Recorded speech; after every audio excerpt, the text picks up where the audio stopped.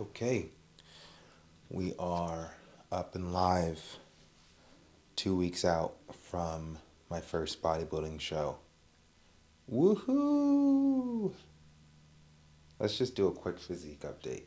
This is what I look like 2 weeks away from a bodybuilding show. Honestly, personal opinion, I see a lot of room for improvement. A lot of room. I imagine a bigger, more shredded, more muscle maturity, and just all around jaw dropping physique by the time that this bodybuilding career has concluded 8 years from now.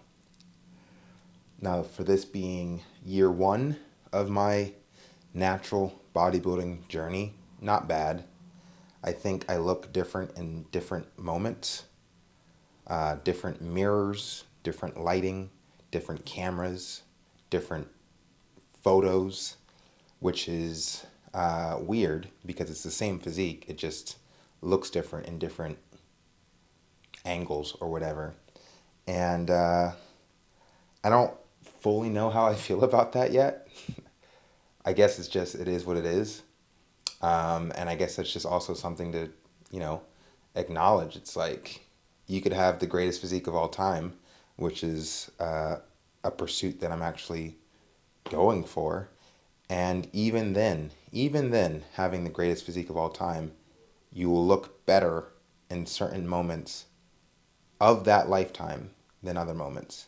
Just how the light hits you, or if you have the right photographer, you get the right angle. And I don't know. I find that very interesting. Let's see a quick back. Let's see the back.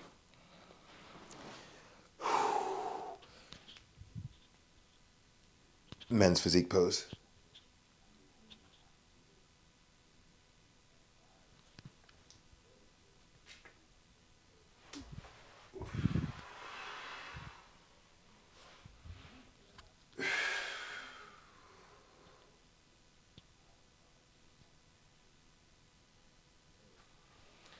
Some more men's physique.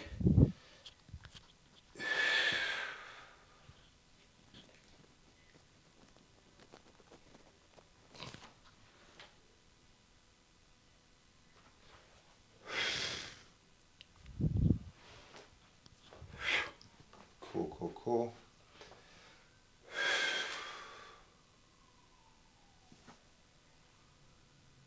Yeah, that whole good stuff. Where do I want to go with this? I think I'm going to sit down because, like I said, we're 2 weeks out, and my energy, my energy is not where it usually is. But there is honestly no bad news. There's no bad news. Give me 1 second.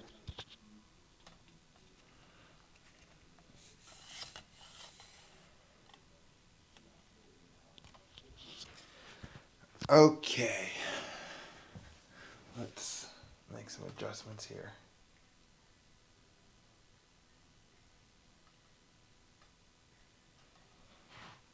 Alrighty. I'm going to start talking, I swear to God. Okay, alright. That's not a bad shot. I'm feeling a lot of excitement. I'm feeling a lot of things. I'm just going to try to be as open and honest about everything as I can right now. We have about 40 minutes of battery, about 40 minutes before I have to go to the gym and hit leg day with my training partner, Valley Muscle. And honestly, that's about the amount of time that I really should be spending talking. But I'm gonna do my best right now.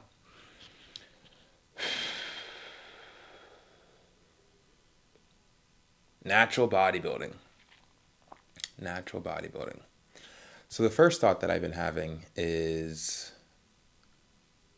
all about the narrative and how I want to tell this story of going down in history as the greatest natural bodybuilder of all time.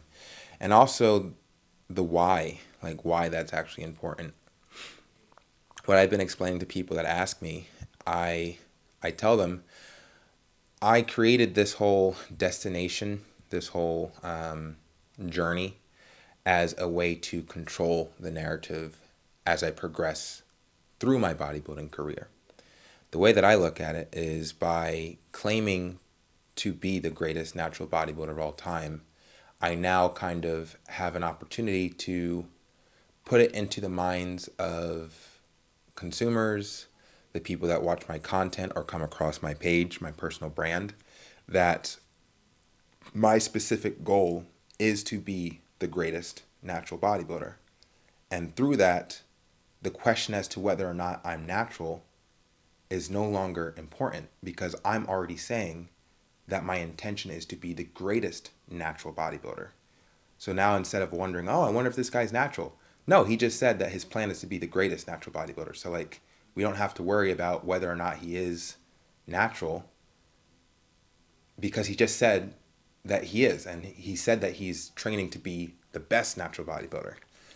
For anyone that hears me speak those words and then still wants to accuse me of lying or taking steroids, I honestly don't know what to do about those people because I don't live in a world where people just blatantly lie about their pursuits. It just doesn't make sense. I can't imagine living in a world like that where you just walk around saying that you want to do a thing, being adamant about the thing that you're pursuing, and then having that not be true. So I guess what I'm trying to say is for anyone that literally comes across my page or consumes my content and understands what my goal is of going down in history as the greatest natural bodybuilder of all time and still wants to accuse me of lying, being a fake natty, or taking steroids, I feel sorry for that person because they really do exist in a reality where people lie about such a thing, lie about such an important goal to themselves just for the purpose of what? I mean, what would be the goal? I don't know. I don't know. So I say all this to say that I'm not too concerned about those people because I don't know if I'll ever be able to reach them. They live in a different reality than I do.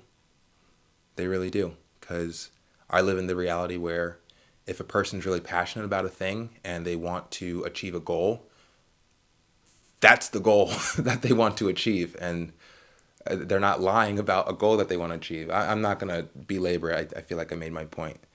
So that's why I'm doing it the way that I'm doing it, where I'm being very vocal about what my goal is so that I can do my best to control the narrative and explain to people I am natural and this is the peak example of what a natural physique can look like. So if you take the greatest enhanced bodybuilder, currently it's Chris Bumstead, and then you stack him up against me by the time that I'm done, you will have a side-by-side comparison as to what a peak physique looks like and an enhanced physique. And you'll be able to see the difference.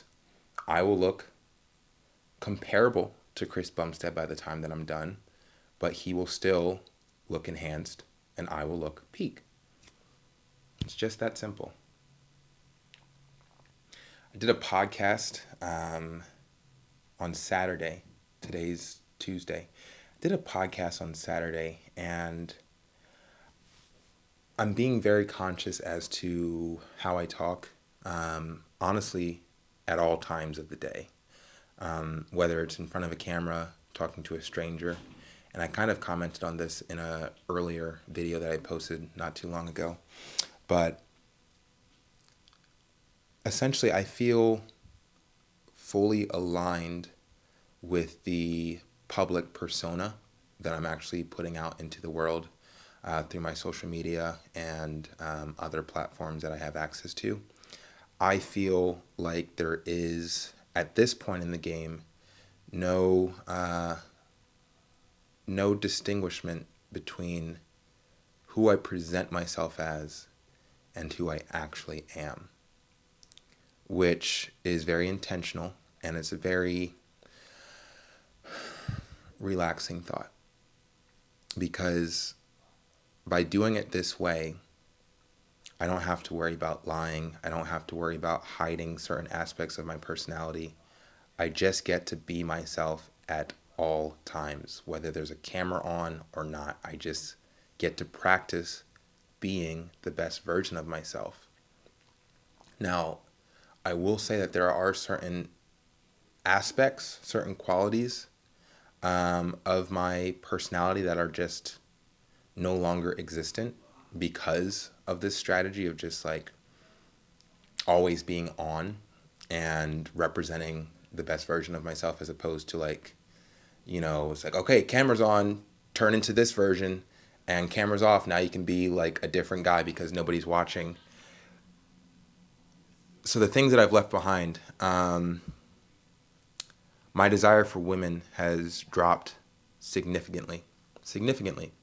Before I really got immersed into this mission and applying this strategy of like always being on or always being this version of myself, I was thinking about women so many times throughout the day. And I think it's like, I can't remember what the actual statistic is, but one second. Men or people, I think men think about sex like, I don't know, I don't remember what the number is, like 6 or 8 times per minute. I'm making that up completely, but that's what it felt like for me, at least. It's like, I think I was thinking about women, I was thinking about sex like all the time. And that's honestly how I operated from age 12 to 32. So 20 years of my life, I'm thinking about sex all the time. And as like I said, have dived into this whole narrative, this whole story of being the greatest of all time, that aspect of my thought pattern and personality has just pretty much dried up because there's no place for it. Like what's the purpose? Like what purpose does it serve to think about women and to think about sex at all hours of the day? It serves no purpose to my goals. So that's weird. It's like a new thing. And to actually feel it, to actually go 20 years feeling one way about a thing, and then to get to this point in your life where that feeling that you used to have with you at all times is just pretty much gone. It's weird. And don't get me wrong, like if I see an attractive woman, or I'm sorry, if I see an attractive woman out in the world, I will feel something. I will acknowledge that this person's attractive and I'm attracted to her. But that's it. It just starts and stops right there. Whereas opposed to in the past, it's like, oh my God, you start fantasizing and like, I don't know, there was more of a fixation on the opposite sex. And that fixation is just gone because, like I said, it doesn't serve any purpose to me. Weird how that works.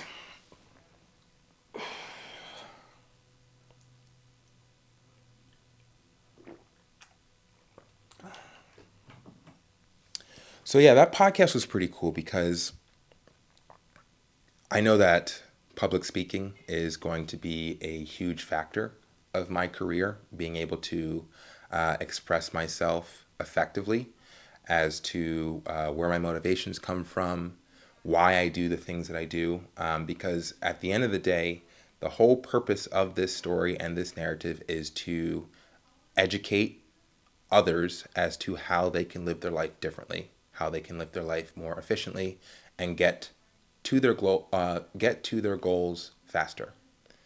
And it's just through the process of intention. If you set an intention for yourself on a daily basis, or I like to go with big picture, an intention for your life, and you want to come up with the clearest intention for your life as possible, and then watch how your brain creates the algorithm to get from point A to point B. That's really the whole reason why I'm doing all of this. That's why I've chosen this story to tell. So you can see like, okay. And again, I always relate it to a fictional story like an anime, like Pokemon or One Piece with Monkey D. Luffy. At the beginning of the story, let's take Pokemon, Ash Ketchum. His goal is to be the best Pokemon trainer and catch all the Pokemon. We understand that from episode 1. That's what his goal is. And then every single episode, whether it be 100 episodes or 1,000, we all know as an audience that his intention is to be the best Pokemon trainer and to catch all the Pokemon. So he is literally just taking himself through that journey to achieve the destination that he set at the beginning of the show. That's it. It's an adventure. It's an adventure story. I'm literally doing the same thing, only I'm applying it in real life. However, the way that I've broken it down is it's still a fictional story. Sean Fury is a fictional character. His goal of becoming the greatest natural bodybuilder, which in my opinion is just one arc of a bigger story.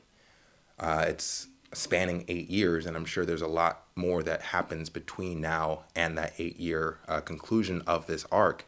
But yeah, it's like the intention has been set, and now we're just watching the journey to completing that intention. And it's a mental thing. It's all just mental. It's like you take Monkey D. Luffy. He wants to be the greatest pirate of all time.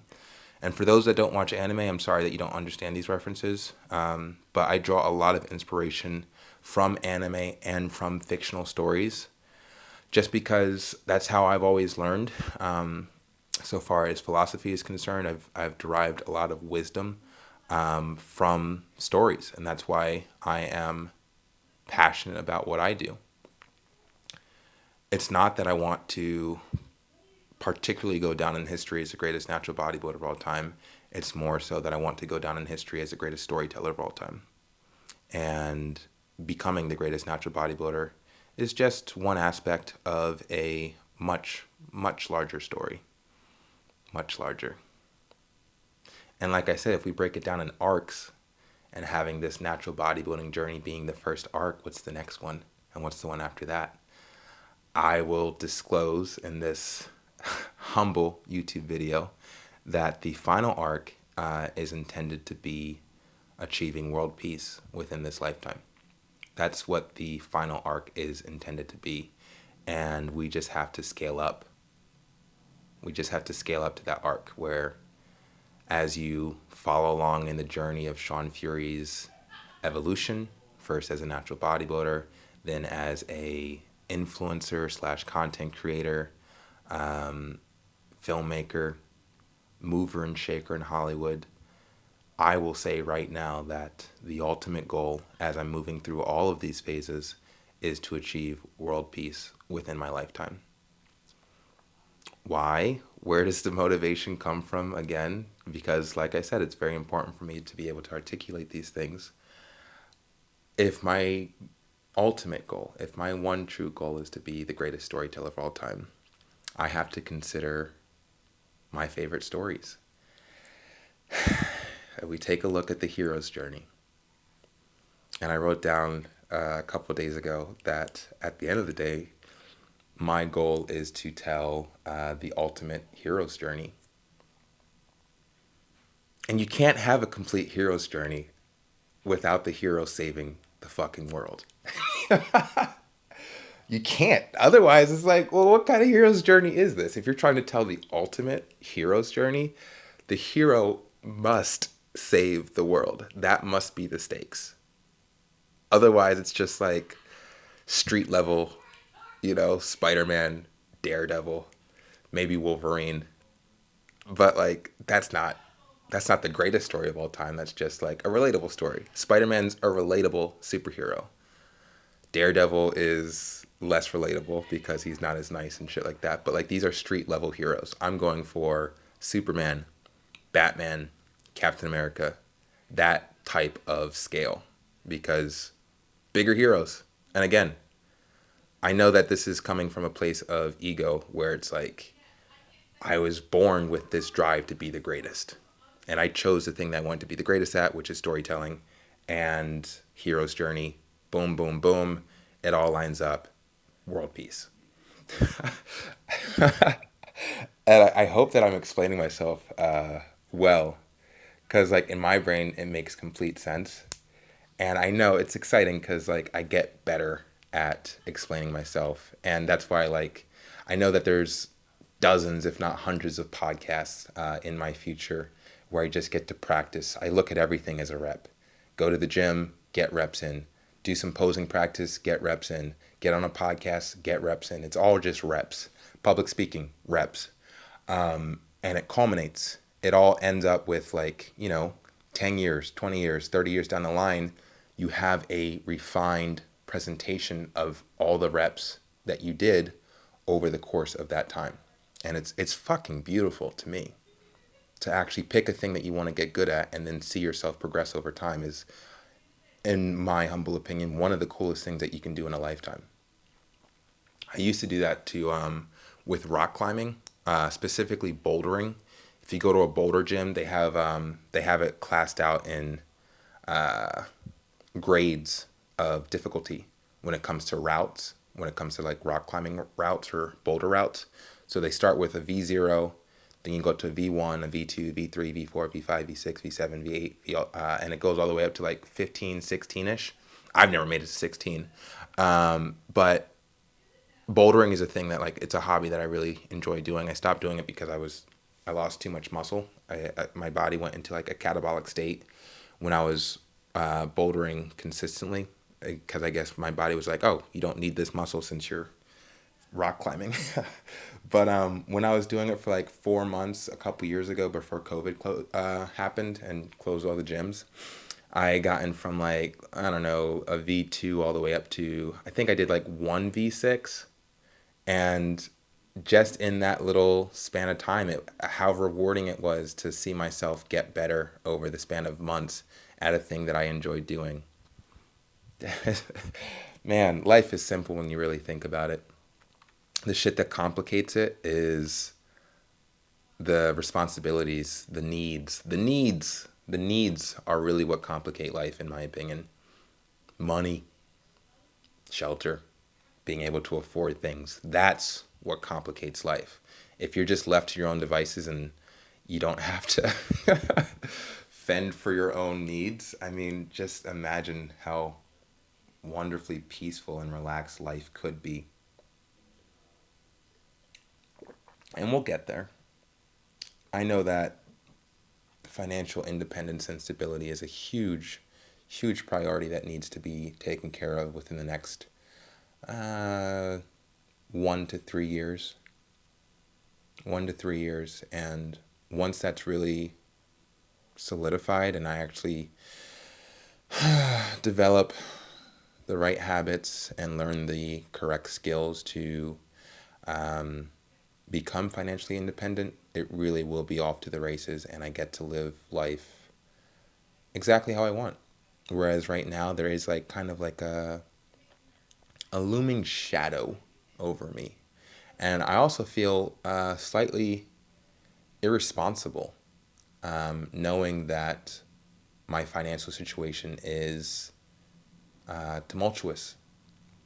It's like I have all this going so far as my blossoming career in the fitness industry. I mean, we are really on the cusp of becoming the faces of natural bodybuilding. Yeah, like we're on the cusp of that. Me and my training partner Valley Muscle are like knocking on the door, and it's about to happen. And there's all this excitement. I've never felt so supportive, so supported. Let me run that back because I might use this for a short. Me and my training partner are right on the cusp of becoming the faces of natural bodybuilding. I've never felt so supported by a group of people. My mother, my mother fucking supports me, which is like weird to make it sound surprising.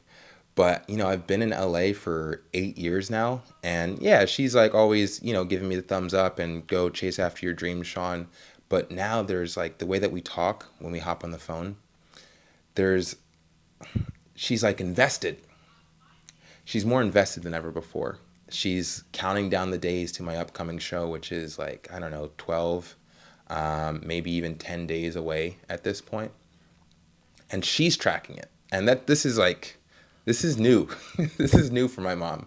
Whereas before she just had like a vague awareness as to what my goals were. But now like it's like there's a specification to our conversations where she understands I'm training for this. And then after this, my goal is to become the greatest and yada, yada, yada. And she's able to converse with me about the process, which is like an entirely new thing. And just extending beyond my mom, but like the community that I've been able to integrate myself into so far as going to zoo culture and even online, and just just a lot of support. And me and Valley, we both feel the momentum. We both feel the direction that our careers are heading in, and it's incredibly positive. Everyone's sending it our way, like, oh yeah, we are going to be big deals. And it's hard. It's hard to not focus on that. It's hard to prioritize other things when I know that, like, hey man, we do this correctly, we execute correctly, and we'll have everything that we ever wanted. Whether it takes a year or 2 years or 3 years, we will have everything that we ever wanted if we do this correctly, if we prioritize this goal. So of course I would want to focus all of my intention, all of my effort into this, because I know what the outcome looks like.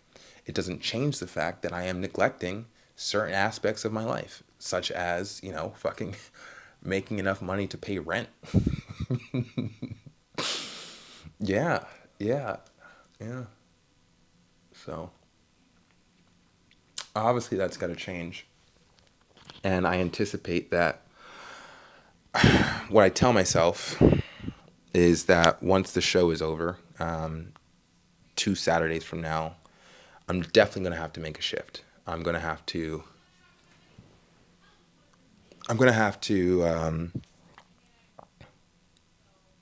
do something different, because I will run out of money if I continue this behavior.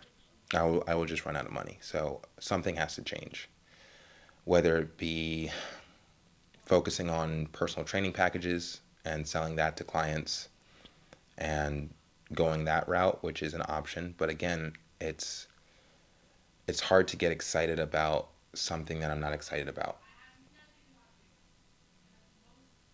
And I guess the trick is getting excited about it. Yeah, I would say that's the trick. Everything that I've ever, sometimes I can't talk. Everything that I've ever been able to achieve has been through passion. All of my achievements have been through passion.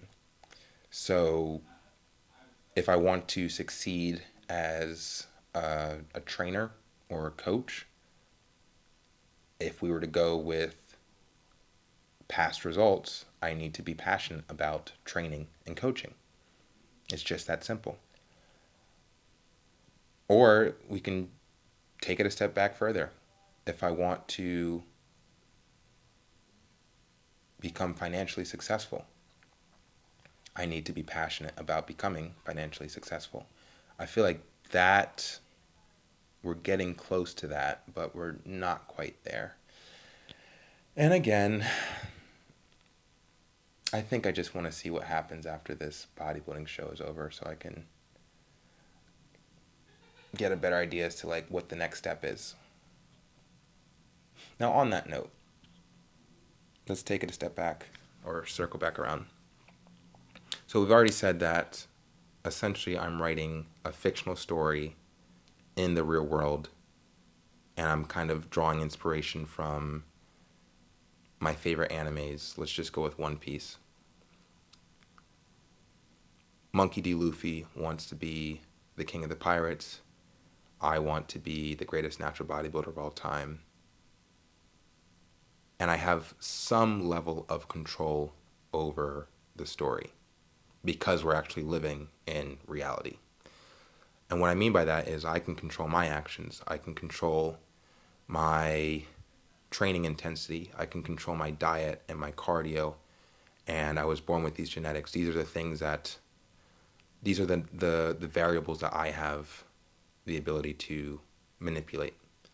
What I can't manipulate is the outcome of the show. I don't have full control over that. What I've been asking myself is the what if scenario that I don't win this upcoming show. What does that do to the narrative? What needs to happen in order for me to tell this story effectively?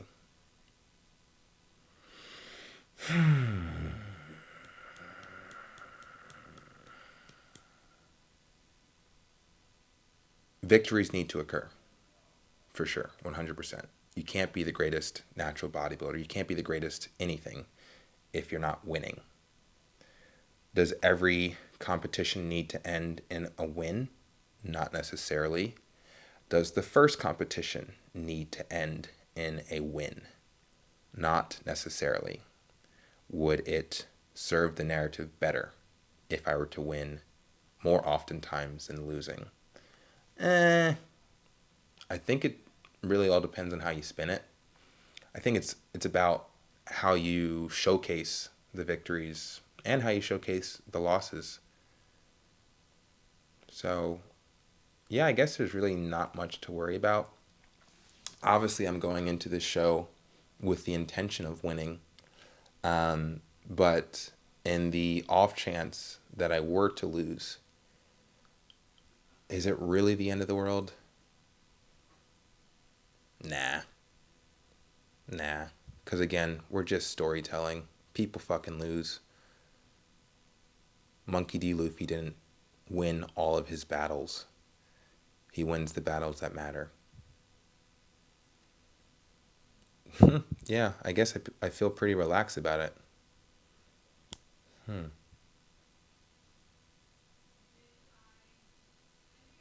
Another thing that has been helping me is, again, it goes back to this consideration that, like, it's more beneficial to me to just always be on. Just always imagine that, I am the main character of this story that I'm telling, the ultimate hero's journey. And at every single moment of the day, the story is being written. Whether there is a camera or not, whether I'm actually writing down the specific actions of a specific moment, the story is being written. And keeping that in mind, it really calms me down when it comes to public moments like this upcoming bodybuilding show. To me, there really is no discernible difference between sitting down and having lunch with my roommate and chatting about the future and actually going on stage in front of a crowd and showing off my physique and competing against other bodybuilders. Because at the end of the day, it's all part of the same fucking story. And I guess in my mind, it's like there's always an audience. There's always an audience for this story because this is the most important story in the world. This is a story that ends with the greatest achievement possible, which is world peace. And the ultimate hero's journey can end.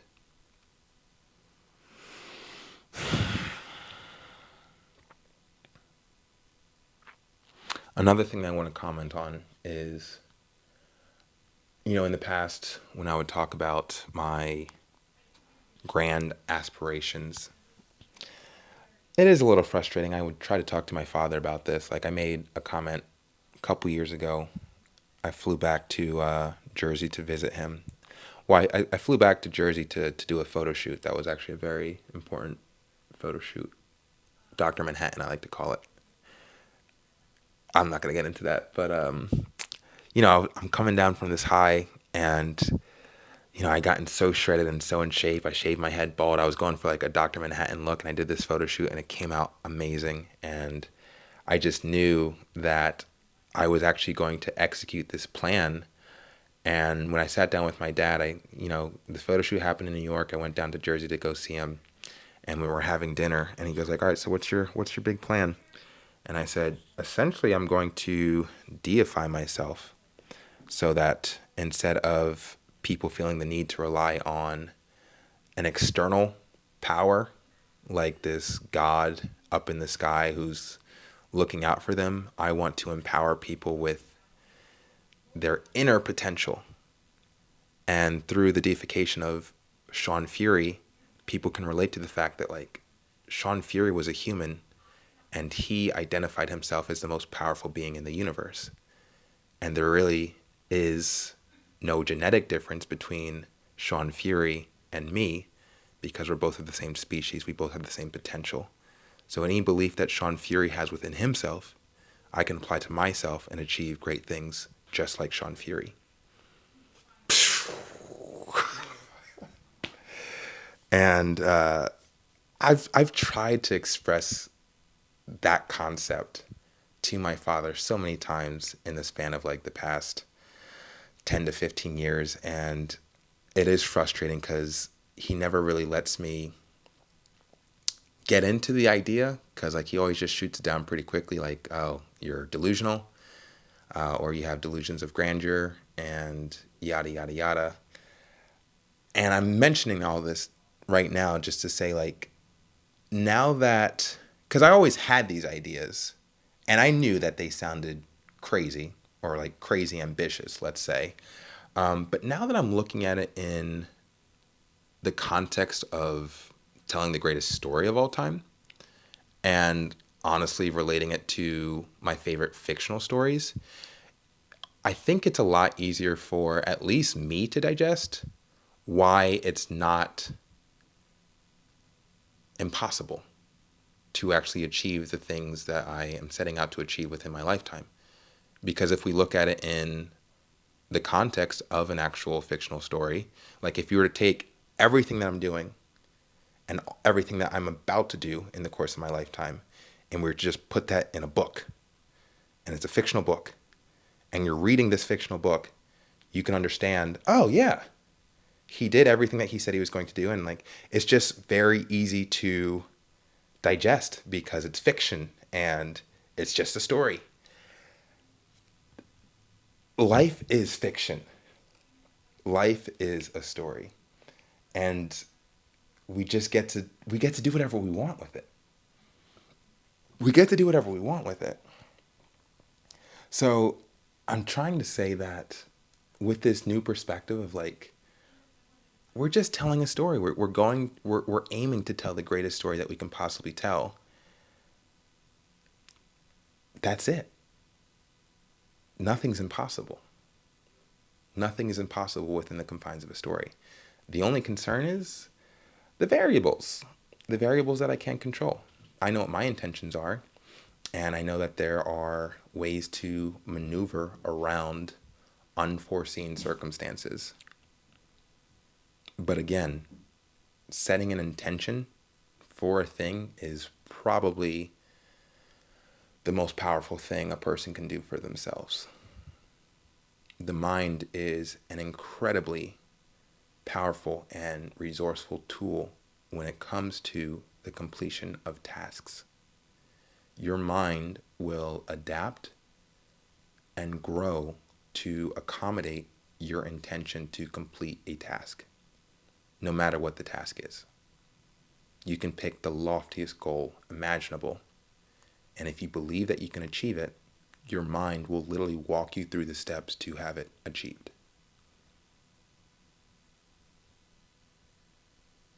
World peace is achievable because I believe it's achievable. And you can't tell the ultimate hero's journey without the hero saving the world. And then it's all about scaling up to that arc, getting better with the presentation, which I already have plans for that. TV shows, movies, graphic novels, maybe even an anime, video games, whole 9 yards.